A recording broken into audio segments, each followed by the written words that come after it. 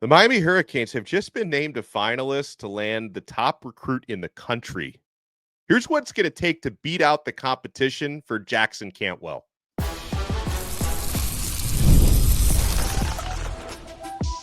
You are Locked On Canes, your daily podcast on the Miami Hurricanes, part of the Locked On Podcast Network, your team every day. Happy Monday, if there is such a thing. I am Alex Donno, University of Miami alumnus, co-host of Locked On ACC, and writer for Canes County at Rivals. And thank you so much to the everydayers for making Locked On Canes your first listen and your first watch today. We're available free wherever you get your podcasts. We're free on YouTube. We're part of the Locked On Podcast Network, your team every day. Today's episode is brought to you by FanDuel. Super Bowl 59 is here, and there's no better way to make every play more exciting than with FanDuel Sportsbook.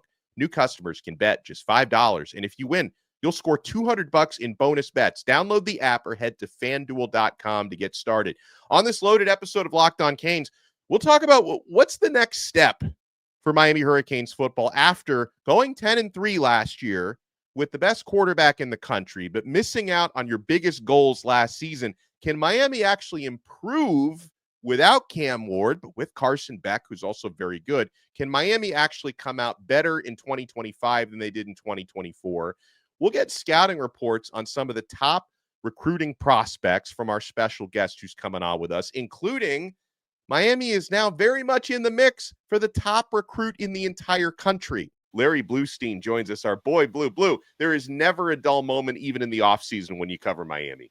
Oh, no, not at all, especially in this landscape, Alex. Everybody's always, it's a 365 now. It's, there's no rest. And even though that they're going to take their vacations, coming up after spring, in the month of July, there's no rest. Everybody's always going to be on call. It's like a doctor, just in case, a kid should start showing interest in the school. But it's like that everywhere in the country. And it's a landscape that they've been, that is created. And, it's funny because everywhere I go, I get a lot of, what do you think about all this stuff with the portal and all this? And, should a kid be able to go into a portal? Should he be able to have to sit out a year and all that? So, the thing is my opinion is nice, but my opinion is not going to be definitive. So it's, I've learned to just, evaluate the kids that are coming out, talk about the players, see the players, and, control the things that I can control. Yeah. Well, I mean, one thing I hope you can control where the number one recruit in the country ends up landing, because Miami has been named a finalist, a top 6 finalist for Jackson Cantwell, number one rated recruit in the class of 2026. He's a 6'7.5", 300-pound offensive lineman out of Nixa, Missouri. And of course, when you talk about offensive linemen, Mario Cristobal, Alex Mirabal are proven developers of talent at that position. And when you play for a Mario Cristobal coach team, the offensive line play is always going to be at or near the top of the country. And so Cantwell has Miami in his top 6, which also includes Georgia, Michigan, Missouri, Ohio State, and Oregon. And Jackson Cantwell says he's looking for winners with strong offensive line play. So do you think Miami can meet that criteria for the top recruit in the country in the class of 2026? Yeah, I think they can. I mean, especially, it's not so much that, it's the development of being an offensive lineman. And, obviously Georgia has done a really good job over the years. And, the same thing. I mean, even, his home state team, Missouri, doing well. And then Michigan, you know the story with Michigan over the years with their big men. But I definitely think that Miami's got a really good job for the reasons that you mentioned. Their head coach is an offensive line guy. They have a proven track record of what they've done just in the last 2 years with the offensive line at Miami. And, if they talk to Jackson and say, listen, you want to talk about progress? 2 years ago, the offensive line at this school was perhaps the weakest part of the entire offense, the entire offense, probably the entire team. And you and I probably could echo that as much as any, because, during our talks, we always talked about how that offensive line was getting pushed back into the backfield. Now, as we approach 2025, Miami has an opportunity to say that they may have one of the best offensive lines in the nation. So forget about just being in the ACC. But to me, as a recruit, and seeing that progress so quickly, and seeing the personnel that they have on hand and the personnel that that they're bringing in, plus the actual learning of the position, and Miami over the next couple of years is going to have next year potentially 2 first-round offensive linemen, and this year we know with Rivers and what he's done, and remember he was part of the regime before. So yeah, I think Miami's got a really good selling card without having to try to hide things or boast things that aren't true. All they have to do is lay the cards on the line. Yeah, and I think it's worth noting that Miami's left tackle this year, Markel Bell, final year of eligibility. Miami's starting right tackle this year, CeCe Maui-Noa, is going to be draft eligible after this season. Whether I'd love to see him come back for his 4th year. We'll see whether or not that happens. So, like, Miami could potentially have 2 starting jobs open at offensive tackle. Like, would Jackson Cantwell, if he strolls on in here in 2026, could he be good enough to actually lock down a starting job year 1 the way CeCe Maui-Noa did a few years ago? Yeah, it's a possibility. And remember when Maui-Noa came in, I mean, he was part of an offensive line that was the future, that was, you're going to project him. And in most schools, you don't get on, like in Alabama, Georgia, you don't get on the field that quickly. But I think because of the fact that Miami's I think they have a system now where they're going to have some guys that are going to be around with some experience. Not everybody on all 5 line positions are going to be first or second year guys. So I think he's got a really good opportunity. Plus remember Miami just had a really good recruiting class with offensive linemen, the kid, the young men from Orlando, the Buchanans and players like that, who are going to also be on campus and have an opportunity to mature and provide that competition. And that was the thing when Maui-Noa came in, there wasn't a lot of competition. He pretty much was anointed the guy. So now, I mean, obviously I'm not saying, that if Jackson Cantwell can't come in and compete, but he's going to have a little bit more competition. And I think that's something that Coach Cristobal and Coach Marable want in this system. You just can't, if you're going to get a job, you're going to have to work hard for it. Yeah, so so Cantwell, we mentioned his top 6 include Georgia, Miami, Michigan, Missouri, which is the area team for him, essentially the hometown team, Ohio State, and Oregon. And on Miami, this is from a Steve Wiltfong article at on3sports.com. He says this is what stands out about Miami: the quality of life at the university and quality of offensive line coaching with the head coach and the position coach. That's what really stands out to him about Miami. Now, I'd like to ask Blue, kind of the deeper into the scouting report, what stands out about Jackson Cantwell? Now, from where I sit, obviously the overwhelming size and strength. I mean, he's going to be 6'8", maybe 6'9" by the time he gets to college, Blue. 300 pounds, pushing people around. But for Cantwell, does the technique, does that max the strength and power? How does the rest of his game round out? Well, he's an athlete. You remember his dad, Christian Cantwell, was an Olympic silver medalist in the shot put. So that obviously has an opportunity. Christian plays basketball. So he's really more than that big lumbering guy that comes in. He's an outstanding, kind of football player who, if you're a Dolphin fan, as he's been compared to Liam Eichenberg, who came out of Notre Dame, and he one of those guys who came in and is an exceptional athlete. And that's one thing, with the pedigree that he has, plus the athleticism. And that's what you want. You have a guy who's an intelligent kid, who's a quick learner, that has that athletic ability. And I think that's important, Alex, that you come in with not only being a 6'7", 300-pound kid, but a 6'7", 300-pound kid that has a great bend to him, that has quickness, first step, very, very strong upper body, a shot put kid who has that agility, and a basketball player who has the great feet. So I think there's a great combination in this young man, and that's a reason why he's deemed as high a recruit as he is. Me with the stars, I'm not a big star guy, but that's why he's been deemed as one of the best, if not the best in the country, because of all the intangibles that come to play. Plus, he's kind of an open book now, because he gets, on any campus, especially with Miami, where you have two really, really good football coaches that know the position, and one of them happens to be your head coach. So to me, that's a big selling point for him and for Miami, obviously, where they're headed, where they've been, and where they are at now as far as offensive line play. Still to come with Larry Blustein.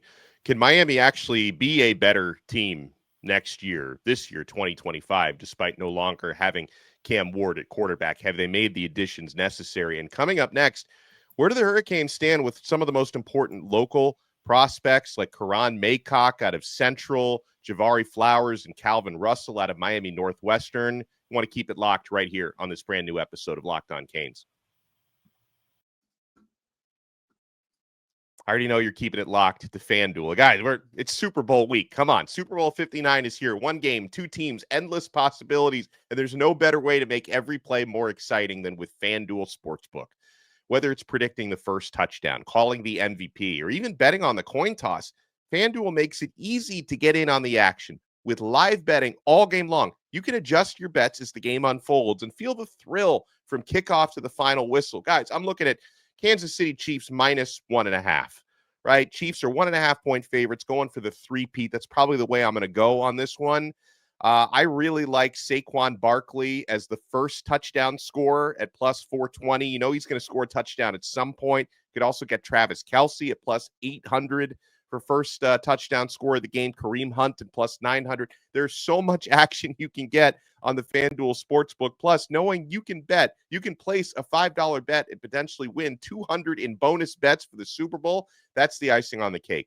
Download the app or head to FanDuel.com to get started. Bet just $5, and if you win, you'll score $200 in bonus bets. That's FanDuel.com.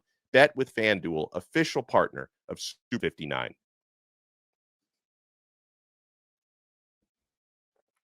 Thank you so much for making this episode of Locked On Canes your first listen and your first watch today. For your next listen, make sure you check out Locked On ACC. Kenton Gibbs and I will have a new episode tonight taking you through the conference, all the big storylines. You had Cooper Flagg and Duke with a big victory over North Carolina over the weekend. Miami got their first ACC win. We'll talk about all of it on Locked On ACC, free wherever you get your podcasts and free on YouTube. But we're joined here on Locked On Canes by Larry Blustein, who does an incredible job at Prep Red Zone, Florida, 560 WQAM in Miami, the Six Ring Cane Show. So Blue, some of the top local prospects. This is a player that I haven't covered nearly enough here on Locked On Canes. I know he has been crystal balled to Miami as of mid-late January. Karon Maycock, safety out of Miami Central. So again, there seems to be Miami could be the trending team for his recruitment. What can you tell us about this player?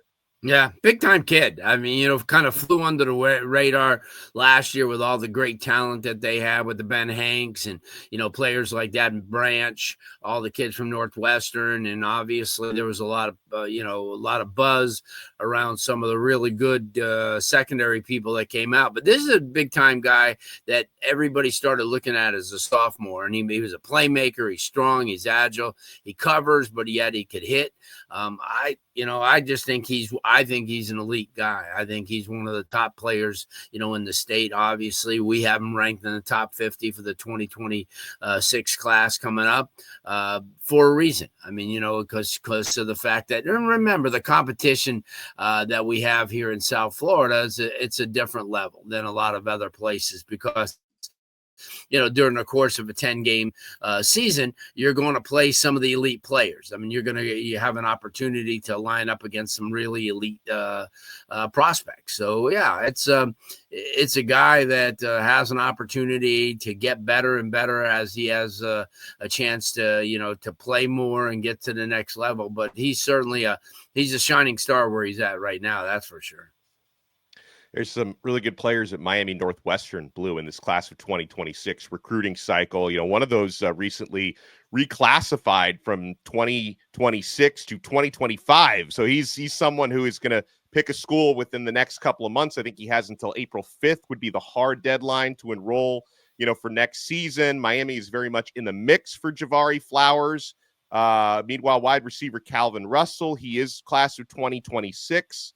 Out of Miami Northwestern, and really tremendous size. I mean, 6'5" plus at wide receiver. What can you tell us about this Northwestern duo? One of which, if he does pick Miami, would be on the team for next season. The other one the season after. Yeah, Javari's a dude. I mean, he's that guy. I just got done watching, I've watched his whole entire career so far, but I had an opportunity to watch him up at the Under Armour during the week where they were allowing juniors to play this year, and came up with an interception in the game. He and the kid Jordan Campbell, who's another Miami commitment for 2026, had outstanding games. And this is a guy, too, because of his speed. I mean, flat out speed. He's one of those guys, too. We talk about a kick returner. He's not going to be just a fast guy to come run 30 yards into somebody's back. He has an idea where to go with it. He's done a tremendous job. He's a cornerback. He'll stick in your pocket. Sensational athlete, but the thing that he brings to the table is his awareness on the football field, plus the fact that he, from a skill standpoint, plus the fact that he's going to be the fastest or one of the top 2 or 3 fastest on the field at any time, no matter who's on there, because of his quickness. He's a track kid. Kind of a little bit of a surprise that he did skip his last year, but not surprising. He, from a football standpoint, he definitely has that ability. He's going to get in there, and if he should choose Miami, by the time he gets on campus and gets an opportunity to, especially with the talent that Miami brought in at the position this offseason, which is great, considering where they've been the last couple of years. Yeah, he's going to fit in very fine over the next couple of years. He'll be an elite player from a national standpoint, wherever he's at. How about Calvin Russell? And by the way, he was rated for our 2026 class at number 18, which is not so bad in the state of Florida. Calvin Russell's a different bird. I mean, was a basketball stud all his young life. I mean, 6'5", 6'4.5", rangy guy that could play quarterback, could play safety, but as a wide receiver, he's a mortal mismatch because of the fact that not only does he have that size and that, but he's got great hands. He runs tremendous patterns, and his leaping abilities out the gym. So, I watched him play basketball, a couple weeks ago. He's very agile. His hands are just outstanding. We have him rated number 5 in the state coming in. Early on, he was in our top 2-3, but you know what? There's some really good kids, that have emerged, in that for 2026 with Derek Cooper and Trenton Henderson from Pensacola Catholic, and also the kid who you talk about a junior at an outstanding all-star game, the kid Neem Burrows from Jacksonville Bulls. So him, and obviously Dia Bell. So Calvin's right in that mix. He's a difference maker. Wherever he goes, he's going to make an impact right away. He's a guy. And, and having Teddy Bridgewater there has kind of really helped him because it's tempered, a lot of the things, it's kind of before it was a little tail wagging the dog. It's not like that anymore. He obviously knows his pecking order and gets an opportunity to learn from some of the best. And remember, Northwestern's got some cats, especially as you mentioned in the secondary, but also at wide receiver with one of the most promising 2017 kids in the nation, and Nick Lanier, not far behind. Well, I want to circle back to offensive line. We started the episode talking about the top-rated offensive lineman, top-rated recruit in the class, in Jackson Cantwell, who has Miami among his 6 finalists. But a prospect I know is near and dear to your heart, Blue, is Grant Wise, offensive lineman out of Pace High School in Milton, Florida, and a Miami legacy, the son of Ty Wise, who's a former Miami Hurricanes starting offensive lineman from the late 90s. And Grant, to me, Blue, I mean, nothing but positive from the study I've done on him. He's tremendously strong. He's a powerlifting champion. I think he's probably underrated on some of the recruiting services. Some of them have him as a 4-star. Others have him as a 3-star. I think he should be, for what it's worth, because I know you're not a star guy, but should be at least a 4-star on any of these services. What can you tell us about Grant Wise, and is Pop going to make sure he picks Miami? Well, you know what I mean, and it's great to say that, and obviously, you know that, and Dad has been, instrumental in his entire life. He's kind of stayed away from the recruiting, letting the kid. I mean, he's got 49 offers, and every week it's A&M and Georgia and Alabama and Ohio State. I will tell you this, and I'm kind of biased because I've watched him since he was in the 8th grade, going into the 9th grade. He is the total package. I've talked to several college offensive linemen or offensive line coaches who do this for a living, and they say he right now is the best offensive lineman in the country at any class, because of the fact that he's a plug-and-play kid. He's ready to go in right now. He's let up no sacks. He reminds me of Miami fans, a little older Miami fans, of somebody Miami had back in the day, Greg Riccozzi, 6'3", 6'4" type of center, big guy, big body guy that went on and had a great productive career with the Cleveland Browns in the NFL. The thing about Grant is he's a worker. He never takes days off. He's fast. He's quick off the ball. He's strong, as you mentioned. He's a powerlifting 2-time state champion already heading into his junior season. He's as grounded as you're going to get for a 17-year-old kid. Mom and dad are educators. Both of them are so immersed in what their son does. Remember, he's got a 4.4 GPA in the classroom. Kind of shows you a little bit. I know a couple of the coaches up at Pace, and all they've done is talk just such superlatives about him as a student. Forget about the athlete part, but as a student, a role model, a lot of kids look up to him. And I can't say any more great things about him. I've said from the first day that I kind of knew about him, I told Don Bailey Jr., I said, there's a kid that, the last name, it's Ty Wise's son, but let me tell you, this kid's going to be really special. He's going to be like 6'4". He's going to be over 300 pounds. He's going to be an agile athlete who's a thinking man's offensive lineman. And I'm telling you, he's stayed true to the course. And as you said, a lot of people, and Pace being in the Panhandle, not being in the media hub, a lot of people never got a chance to see him. So I question people when I see his rankings and, the person that's evaluated him, I call him out and I say, hey, have you ever watched him? I mean, you're coming up with all these analyses of just watching him on film, which anybody could do. And if you're going to be a computer recruiter, how good are you going to be? I mean, you have to watch the character of the kid, his work ethic, his athleticism, what he does on the football field. Let me tell you something. Pace happens to have, if not the best, one of the best offensive lines right now in all of Florida. They're loaded. They've got other kids on the offensive line. And that only enhances what he brings to the table as a leader, as a junior. So I'm telling you right now, if you're ranking him as a 3-star, you're going to be eating your words over and over again, because this kid's a big-time productive guy. And wherever he goes, and hopefully it's Miami, he's going to be an impact player, especially, with what Miami's bringing in at center. And again, he could play all 3 positions, but I think at the next level, like Greg Riccozzi, he's going to be a center and a productive one. I love it. Larry Blustein is with us. And when we come back, I want to take it off of recruiting and take a look at the team coming up for 2025. If this team, despite, I know losing Cam Ward is a big one, but gaining Carson Beck was significant. Can this team accomplish some of the goals that 2024 team failed? You want to keep it locked right here on this brand new episode of Locked On Canes.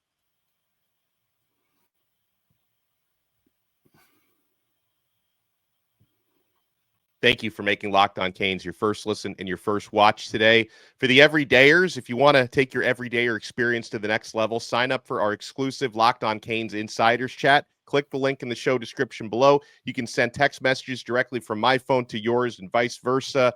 Give you guys recruiting scoops, show updates, breaking news, one-on-one questions and answers. Try it free for 14 days. Click the link in the show description below and become a Locked On Canes insider. We got Larry Blustein with us. So, Blue, I thought I was reading Cane Sport. Matt Shodell brought up an interesting kind of look at Miami's roster. They're returning 4 starters on offense, which is all starters on the offensive line. You know, you count Markel Bell, who was like a half season starter last year, 4 starters returning on defense. So a lot of new players, but of course, a lot of veteran players you bring in through the transfer portal who were starters other places. Blue, we've got to hope Miami makes the defense better and more consistent than they were last year. Do you think this team could end up being more well-rounded than the one last season? And can they accomplish some of those goals like ACC championship game and college football playoff that Miami just missed out on last year? Yeah, kind of a double-edged sword, as you mentioned, but it's not just here. Everywhere you check out, it's no longer do we have 10 returning starters. It's just not going to be like that anymore, not in this landscape and not with the portal and not with the NIL deals. So what Miami has coming back, especially on offense, as you mentioned, is they have a fortress to build around. Their running game is going to be really solid. They're adding some really good pieces as receivers. And, yeah, Beck's going to be a guy, but right now he's still hurt. He's not going to be playing in the spring, so you have to develop what's going to be underneath him just in case, because you don't want to bank everything like on a Cam Ward that if he got hurt, then the season's over. College football or any football teams can't be predicated on just one guy, and obviously Ward was that one guy, but he was a very productive guy. But you also had Restrepo, and you had Horton, and you had other guys that made plays as well.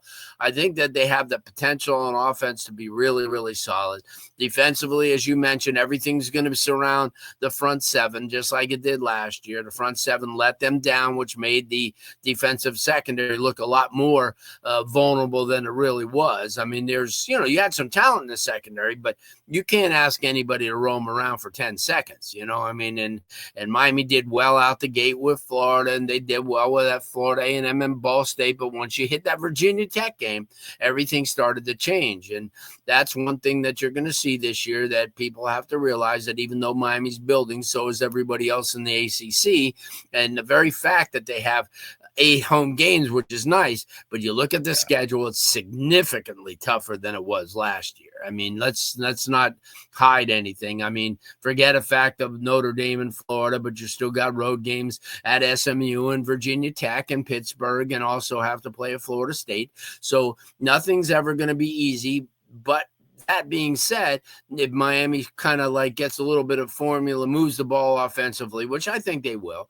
I mean, like I said, they got running game, and they got some, remember, you got Lyle still, and you got an incoming kid, like, a couple of incoming running backs, and also some offensive weapons. So I think offensively they'll be good. Defensively, got a new coordinator, which is that he's going to come in, hit the ground running, which he has. He's a guy known for molding players and getting things done quickly, and he's going to have the athletes to do it with.